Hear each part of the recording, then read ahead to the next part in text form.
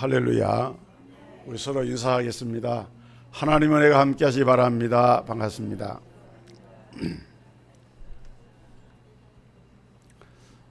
지난 7월 26일 날 이른바 이태원 살인사건의 부실 수사와 관련해서 국가의 책임을 인정하고 국가가 유족들에게 3억 6천만 원을 배상하라고 하는 법원의 판결이 있었습니다. 이 사건은 약 20여 년 전인 1997년에 그 당시 22살 된 조아미게라는 청년이 흉기에 찔려서 사망한 사건인데, 그 사건을 처리하는 과정에서 진범을 이제 미국 사람인데 외국에 나가는 것을 우리나라 검찰이 방치를 하고, 결국은 실제 살인자가 아닌 다른 사람을 붙잡아두고 이제 이렇게 국가가 재판을 잘못해서 그것을 20년 만에 바로잡고 유족에게 이렇게 배상을 한 그런 판결을 했던 것입니다. 이렇게 이 법원이라고 하는 법정에서 이제 잘못된 오심을 통해서 여러 가지 그 진범을 놓쳐버린다든지 또 무고한 사람에게 어떤 중한 징벌을 가한다든지 이런 일들이 있어 왔습니다. 역사적으로 보면은 이렇게 사법의 법정이 있는가 하면은 또 역사의 법정이 있고, 또 우리는 하나님의 백성들로서 하나님의 법정인 최후의 심판의 법정이 있다는 것을 알고 있습니다. 유명한 이 소크라테스의 독배, 당시 이 소크라테스는 그 이제 신성 모독과 국가 전복을 하는 이런 청년들을 선동했다 하는 제목으로 독배를 마시는 형을 받고 결국은 죽음을 당하게 되죠. 또 그런가 하면은 16세기에 이탈리아 유명한 천문학자인 갈릴레오 갈릴레이는 지구는 둥글다, 소위 말한 지구의 지동설을 주장을 하게 되는데, 그래서 이제 그 당시 카톨릭 교회로부터 파문을 당하고 어려움을 당하게 되죠. 그러나 그로부터 약 350년 만에 이 카톨릭 교회는 공식적으로 자기들의 과오를 인정하고 이제 갈릴레오 갈릴레이의 지동설을 인정하는 그러한 교황의 칙서를 발표하기도 했습니다. 이렇게 사법의 법정이나 역사의 법정에 보면은 잘못된 재판과 그 재판을 주재하는 재판관들이 있는 것을 볼 수가 있습니다. 막 그런 면에서 본다고 하면은 오늘 이 봉독한 요한복음 18장에 기록된 이 빌라도의 법정이야말로 역사상 가장 치욕스러운 그런 오역의 법정이 아닌가 하는 생각을 하게 됩니다. 이 재판의 재판장은 빌라도 총독이고, 그 다음에 예수님은 이제 그 피고로서 죄수로서 재판을 받게 되는데, 이 재판의 특징은 변호인이 없다는 것입니다. 어떤 재판이든지 변호인을 두어서 변호를 하게 하는데, 예수님의 재판은 변호인을 두질 않았어요. 그리고 중요한 것은 사실은 정말 이 빌라도 총독은 이런 자기 안에 모순을 가지고 있는 사실은 사악한 이런 총독이었는데, 이 빌라도에 의해서 하나님의 아들로 이 땅에 오신 우리 예수님이 피고의 자리로 법정에 서게 되었다는 것입니다. 죄 없는 자가 죄인을 재판해야 그 재판의 권위가 있는데, 오히려 이런 잘못된 인식을 가지고 있는, 또 진리에 대해서도 잘 알지 못하는, 그래서 진리가 무엇이냐고 예수님을 향해서 물었던 이 총독 빌라도가 하나님의 아들이시요 만민을 구원하기 위한 구원의 주님으로 이 땅에 오신 예수님을 오히려 죄수의 자리에 놓고 신문하고 재판한 법정이 빌라도 법정이었다. 이렇게 정리를 할 수가 있습니다. 분명히 이 재판장인 빌라도는 예수님이 죄가 없는 부위라고 하는 것을 그가 알았습니다. 그래서 자기는 무죄를 선언하고 방면하여 놓겠다. 이렇게 이제 그 유대인 지도자들을 향해서 자기 의견을 얘기했지만은, 그러나 그 재판 결과는 십자가 사형을 언도하는 것이었습니다. 재판장이 자기 판단을 포기하고 고소하는 사람들, 청중들, 대종들의 요구대로 사형을 언도하는 이런 재판을 한 것이죠. 사실 우리 예수님은 이러한 재판에 의해서 희생이 되는 그러한 죄를 범한 것이 전혀 없는 분입니다. 이사야서 53장 5절에 그가 찔림은 우리의 허물을 인함이요 그가 상함은 우리의 죄악을 인함이라. 그가 징계를 받음으로 우리가 평화를 누리고 그가 채찍에 맞음으로 우리가 나음을 입었도다. 우리는 다 양 같아서 그릇 행하여 각기 제 길로 갔거늘 여호와께서는 우리 무리의 죄악을 그에게 담당시키셨도다 라고 이사야가 예언한 그 말씀대로 예수님은 아무런 죄가 없는 분이었지만은 예수님은 죄수의 몸으로 십자가에서 사형을 당하시는 그러한 죽음을 당하신 것입니다. 놀라운 것은 여기 예수님께서 빌라도의 법정에서 자기 자신에 대해서 증거한 말씀입니다. 이것을 예수님의 자증이라 자기 자신에 대한 증거를 하셨는데, 이 재판의 형식이나 절차나 이런 것을 다 도외시해 놓고 보더라도 예수님께서 법정에서 로마의 황제를 대신해서 재판을 주관하고 있는 빌라도 총독 앞에서 예수님이 자기 자신에 대해서 자증한 이 내용이야말로, 이것은 바로 오늘 우리가 예수를 믿는 우리 성도들이 마음속 깊이 인식하고 각인하고 우리 마음에 새겨두어야 할 중요한 복음의 진리가 담겨 있습니다. 그래서 저는 오늘 이 시간에 예수님 자신이 당신 자신에 대해서 무엇이라고 증거했는가를 이제 몇 가지 말씀을 드리면서 말씀의 은혜를 나누고자 하는 것입니다. 첫째로 예수님은 나는 왕이다 이렇게 선언을 하셨어요. 오늘 봉독한 본문 37절 상반절에 보면은 빌라도가 이르되 그러면 네가 왕이 아니냐. 예수께서 대답하시되 내 말과 같이 내가 왕이니라 이렇게 말씀을 했어요. 네가 왕이 아니냐. 여러분 생각해 보세요.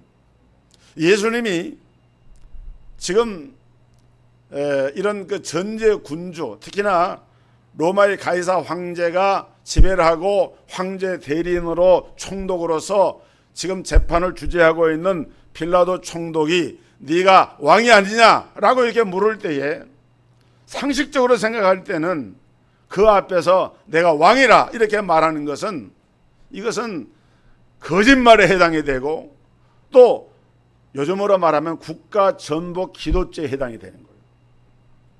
왕을 사칭하고 대통령을 사칭하고 지도자를 사칭하는 그런 중한 범죄자로 다스림을 받을 수 있는 그런 소지가 있는 대답인 것이죠. 그런데 예수님은 조금도 이제 주저하거나 망설이지 않고 네 말과 같이 내가 왕이니라 그랬어요. 내가 왕이니라. 여러분, 예수 그리스도는 하나님의 아들로 이 땅에 오신 동시에 우리의 왕으로 오신 것입니다. 예수님은 우리의 왕이신 거예요. 이것은 예수님이 이제 증거한 말씀뿐만 아니라 구약의 모든 성경에서 여러 차례 반복해서 강조된 말씀입니다. 이사야 9장 6절로 7절에 보니까 이는 한 아기가 우리에게 낳고 한 아들을 우리에게 주신 바 되었는데 그 어깨에는 정사를 메었고 그 이름은 기묘자라 모사라 전능하신 하나님이라 영존하시는 아버지라 평강의 왕이라 할 것임이라. 그 정사와 평강의 더함이 무궁하며 또 다윗의 보좌와 그의 나라에 군림하여 그 나라를 굳게 세우고 자금 이후로 영원히 정의와 공의로 그것을 보존하실 것이라. 만군의 여호와의 열심히 이를 이루시리라. 여러분, 이사야 선지자가 예수님이 이 땅에 오셔서 이 말씀을 하시기 약 750년 전에 이미 예수님의 탄생을 말하면서 그분은 이 땅에 오시는 평강의 왕이라고 이렇게 예언을 하고 선포를 하신 거예요. 할렐루야. 그는 기묘자라, 그는 모사라, 그는 전능하신 하나님이라, 그는 평강의 왕이라 할 것임이라. 예수님은 왕으로 이 땅에 오신 거예요. 여러분, 흔히 일반 종교학에서 얘기를 할 때 세계 4대 종교와 4대 성인을 말하면서 석가모니 불타 공자와 더불어서 예수님을 4대 성인 중에 하나라고 이게 표현을 합니다. 여러분, 이런 표현은 전혀 성경적인 수로가 아닙니다. 이런 표현에 우리가 교육을 받았기 때문에 익숙해져 있는데 예수님을 4대 성인 중에 한 사람으로 이렇게 표현하는 것 자체가 예수님에 대한 불경인 거예요. 왜냐하면 예수님은 마호메트나 공자나 또는 석가모니 같은 그들과 동격으로 불려질 수 있는 그런 분이 아니라 그 말이에요. 예수님은 하나님이신데 사람의 몸을 입고 이 땅에 오셨습니다. 예수님은 이 땅에 오셨는데 예수님은 만왕의 왕으로 사실은 이 땅에 오신 거예요. 하나님의 나라, 하나님의 나라를 다스리시는 만왕의 왕으로 이 땅에 오셨으나 자기 백성이 그 주님을 영접하지를 아니했다. 여러분, 우리 예수님은 온 우주와 인류 역사의 통치자로서 이 땅에 오셨는데 다른 왕들은 군림하는 왕입니다. 다른 왕들은 모든 사람들 위에서 군림하면서 그 권세를 가지고 다스리는 그런 왕이라고 한다면 우리 예수님은 섬기시는 왕으로 오셨어요.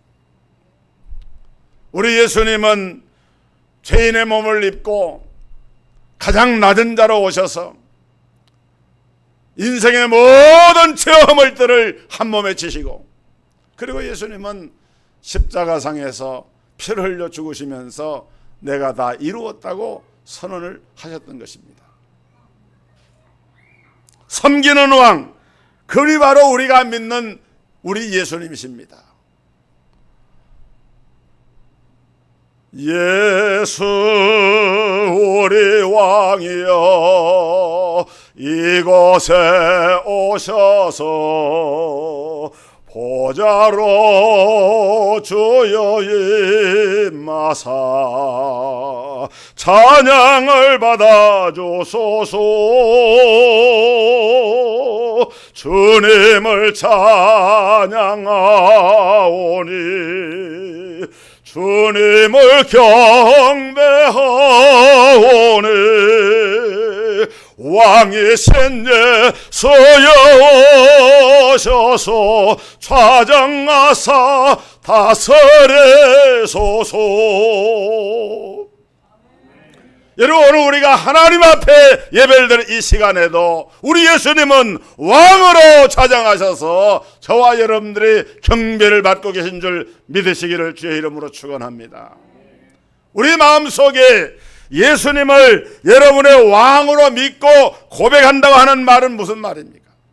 그것은 우리 모든 삶의 첫째 우선순위에다가 예수님을 그 중심에 둔다고 하는 말이 되는 거예요. 여러분, 예수님은 우리 왕이시기 때문에 우리는 어떤 것보다도 먼저 예수님을 생각하고 하루의 일과를 시작할 때도 먼저 생각할 것은 예수님의 뜻이 무엇인가를 생각하고, 우리가 일상의 모든 삶을 진행할 때도 하나님 앞에 기도하면서 예수님을 왕으로 모셨기 때문에 그분의 뜻이 무엇인가를 묻고 그분의 통치와 지배를 받으면서 나아가는 것이 바로 왕 대신 예수님을 모시고 사는 성도의 삶의 모습인 거예요.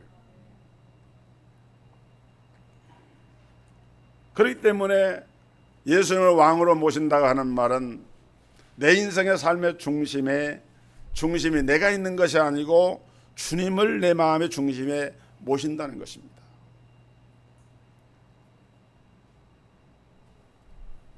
그분이 왕이라고 하는 것은 또 다른 면에서는 예수님께서 우리의 삶을 보장해 주시고 책임을 져 주신다.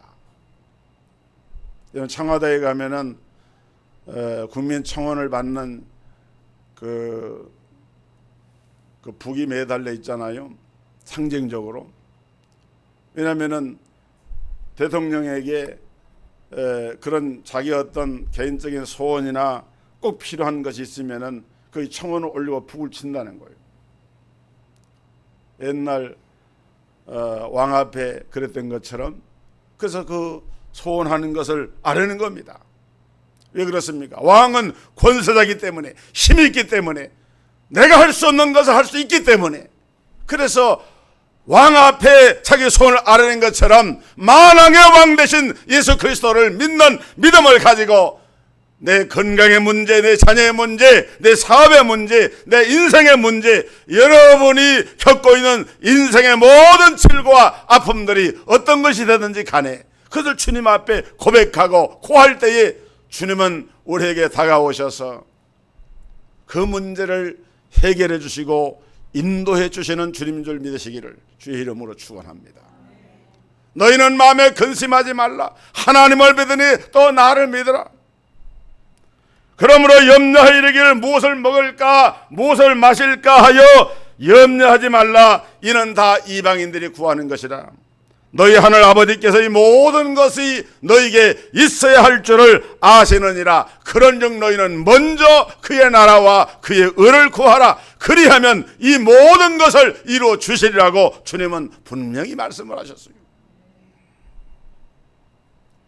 여러분의 마음 중심 가운데 예수님이 자정하신 대로 내가 왕이니라. 왕은 백성이 있습니다. 그 백성이 누굽니까? 저와 여러분이 왕 대신 예수님의 백성인 거예요. 그 예수님 앞에 여러분의 마음의 중심을 드리고 왕으로 섬기는 이런 복을 누리시기를 주의 이름으로 축복합니다. 두 번째로 예수님은 나는 진리다라고 선언을 하셨습니다. 37절 중반에 보면은 내가 이를 위하여 태어났으며 이를 위하여 세상에 왔나니 곧 진리에 대하여 증언하려 함이라. 이를 위해서 내가 태어났다. 이를 위해서 내가 세상에 왔다. 이를 위한 거. 이가 뭡니까? 진리를 위해서, 진리를 증거하고 진리를 나타내기 위해서 예수님이 왔다고 하시면서 내가 바로 그 진리다. 진리라고 하는 말을 성경에 쓰여진 헬라어로는 알레데이아라 그러는데, 이 알레데이아라고 하는 말이 영어로 번역이 될 때는 캐논이라고 하는 말로도 쓰여집니다. 캐논이라고 하는 것은 가장 정확한 것, 절대적인 기준, 척도를 말하는 거예요. 일제 카메라 가운데 캐논 카메라가 있죠. 거기서 온 말입니다. 캐논이라고 하는 말이 원래 카논이라고 하는 이 그리스어에서 나온 말인데, 이건 말하자면 어떤 척도, 자와 같은 것을 말하는 거예요. 그러니까 모든 성경은 하나님의 감동으로 된 것으로 교훈과 책망과 바르게 함과 의로 교육하기에 유익하다 하는 그 말씀대로 바로 성경이 척도인 것처럼 예수님은 진리의 척도가 되는 거예요. 그래서 내가 곧 길이요 진리요 생명이니 누구든지 나로 말미암지 않고는 내 아버지께로 올 자가 없다고 예수님 말씀한 거예요. 사랑하는 성도 여러분, 오늘 주님만이 길입니다. 주님만이 진리입니다. 주님만이 생명입니다. 오직 주님으로만이 우리가 하나님 아버지께로 나아갈 수 있는 유일한 길이 되고 진리가 되신 분이 예수님이기 때문에 오늘날 종교다원주의자들이나 WCC에서 말하고 있는 그런 그 잘못된 사상들, 여러분 인도의 뉴델리에서 어떤 대학 교수가 있었는데 이분이 한 자매님을 통해서 전도를 받고 그리스도인이 됐습니다. 그래서 이 교수님이 택시를 타고 어디를 가는데 택시 안에 우리식으로 합성을 한 거예요. 네 사람이 탔는데 각기 다 타가지고 지금 방향을 해서 가고 있는 거예요. 자기소개를 했습니다. 서로 이런저런 이야기를 하다 보니까 네 사람 모두가 다 종교가 다른 거예요. 한 사람은 뭐 힌두교, 한 사람은 뭐 바하마교, 한 사람은 이제 이 교수님 같이 기독교인도 있고 네 사람이 종교가 다 다른 거예요. 그때 한 사람이 이렇게 말했습니다. 우리는 모두가 종교가 달라도 같은 배를 탄 사람들이지요. 마찬가지로 어떤 종교를 믿든지 목적지는 같은 것이랍니다. 이렇게 얘기를 했어요. 그러니까 이야기를 듣고 있던 그 교수님이 버럭 고함을 치면서 이렇게 말했습니다. 아니요, 당신들은 같은 배를 탔는지 모르지만은 나는 예수 그리스도의 배를 탔소. 내가 가는 이 길은, 성경에 약속된 이 길은 당신들이 가는 길과 다르오. 이렇게 얘기를 했다는 거예요. 그렇습니다. 여러분, 세상에 많은 종교가 있지만은 여기도 길이 있고 저기도 길이 있고 결국 가는 것이 다 하나라고 하면은 하나님의 아들이신 예수님이 이 땅에 오셔서 십자가에 피를 흘리시고 고난을 당하시고 죽어야 할 이유가 전혀 없는 거예요. 예수님은, 하나님은 그 유일한 방법으로 하나님의 구원의 그 역사를 이루기 위해서, 그래서 예수님은 이 땅에 오셨고 진리를 위해서. 요한복음 8장 32절에 보면은 진리를 알지니 진리가 너희를 자유케 하리라. 죄악으로부터의 자유, 흑암 세력으로부터의 자유, 이 세상의 모든 원수 마귀의 세력으로부터 자유하게 되는 진정한 복음의 역사가 진리 되신 예수님을 통해서 이루어지기 때문에, 그래서 예수님은 내가 이를 위하여 왔다, 진리를 위하여 왔다라고 말씀을 선포하신 거예요. 진리의 거짓이 뭡니까? 진리의 반대가 뭡니까? 거짓이죠. 그런데 성경에 보니까 마귀는 처음부터 살인한 자요 거짓말장이라 그랬습니다. 여러분, 오늘날도 수많은 종교들이, 수많은 종교의 지도자들이 성경의 진리를 떠나 있는 거짓된 이와 같은 이제 교리를 가지고 사람들을 미혹하고 그들에게 이것을 선포를 하고 있습니다. 사람들은 그것을 깨닫지를 못하고 미혹에 빠져서 그것이 거짓인지도 모르고 다가가고 있는 거예요. 그래서 예수님은 진리에 대해서 말씀하시면서 그러므로 아들이 너희를 자유케 하면 너희가 참으로 자유하리라 라고 말씀을 하셨습니다. 사랑하는 성도 여러분, 오늘 진리 되신 예수님 안에서 이 참된 자유를 누리고 계십니까? 이렇게 무더운 더위 가운데서 우리가 현실의 생활의 삶이 힘들고 어렵지만은, 그러나 하나님의 자녀된 우리 성도들은 진리 안에 거하고 있다는 사실만을 가지고도 하나님 앞에 감사해야 할 줄로 믿습니다. 감사하는 신앙을 가지십니다. 마지막 세 번째로 예수님은 나는 구원자다 이렇게 말씀을 했어요. 나는 구원자다. 37절 하반절에 보니까 무릇 진리에 속한 자는 내 음성을 듣느니라 그랬습니다. 한번 따라 합시다. 무릇 진리에 속한 자는 내 음성을 듣느니라. 진리에 속한 자라고 하는 말이 무슨 말일까요? 진리의 말씀을 아는 사람, 진리의 말씀을 깨닫는 사람이 진리에 속한 자예요. 그러니까 예수님의 말씀을 들을 때에 그 말씀을 진리의 말씀으로 받아들이고 내 마음에 깨닫게 된 사람들은 어디에 속해 있는 거예요? 진리에 속해 있는 거예요. 오늘날 사람들은 주님의 음성을 듣고 진리를 깨달아서 주님을 따르는 자가 있는가 하면은 오늘날 아무나 예수를 믿지를 못하고 아무나 이 복음을 들을 수 없는 것은 듣기는 들어도 깨달지를 못하는 거예요. 믿지를 못하는 겁니다. 여러분, 믿음은 들음에서 나고 들음은 그리스도의 말씀으로 말미암다 그랬는데 요한복음 10장에 보니까 예수님께서 당신을 목자로 말씀하시면서 진짜 양들은 목자의 음성을 듣는다 그랬어요. 목자의 음성을 듣는 것이 양입니다. 목자가 아무리 소리를 쳐도 그 말을 듣지 않고 다른 데로 가는 양은 그 진짜 양이 아닌 거예요. 그래서 예수님은 진정한 양은 목자의 음성이 들려질 때 목자의 음성을 듣고 따라가는 거예요. 여러분,